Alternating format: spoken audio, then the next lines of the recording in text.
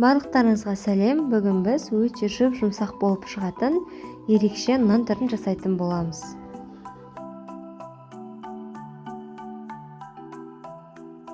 Ол үшін бізге ең алдымен жылы су және жылы сүт қажет. Осыларды құйып аламыз ыдысымызға. Кейін оның үстіне шекер және тұз, кейін аштығымызды қосып араластырамыз.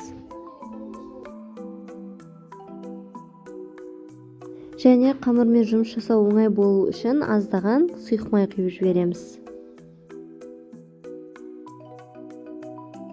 Барлығын араластырып болғаннан кейін бірнеше бөліктерге бөліп, ұнымызды қосып, бір келкі масса болғанша жұмсақ етіп қамыр илеп шығамыз. Қамырымызды илеп болғаннан кейін бетіне аздаған сұйық май жағып жібереміз. Енді дайын болған қамырымыздың бетін жауып, көтерілгенше жылы жерге қойып қоямыз.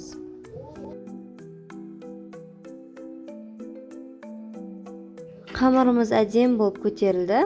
Өздеріңіз көріп тұрғандай, қамырмен жұмыс жасау оңай болып жатыр. Сұйық майды жаққан себебінен. Енді қамырларыңызды көлеміне қарай бірнеше бөлікке бөліп аласыздар. Менің қамырым шағын болғандықтан 3 бөлікке бөлдім. Көптеу шыққан қаласаңыздар, қамырларыңызды көптеу қылып илеп, бірнеше бөліктерге бөліп аласыздар. Енді қамырларымызды противеньге бір-біріне жабыспайтындай етіп, алшақтау қылып орналастырып аламыз. Кейін қолдың көмегіне жүгініп, қамырларымыздың ортасынан жақсылап видеода көрсетілгендей басып шығамыз.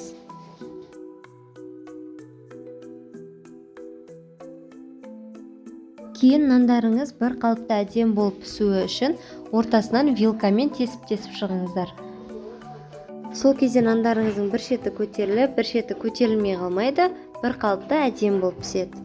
Енді нандарыңыздың әдемі болып қызаруы үшін бетіне жұмыртқаның сары уызын жағып шығамыз. Достар, керекті заттардың қаншалықты мөлшерде қосылатынын толықтай описание бөлімінен көрсеңіздер болады.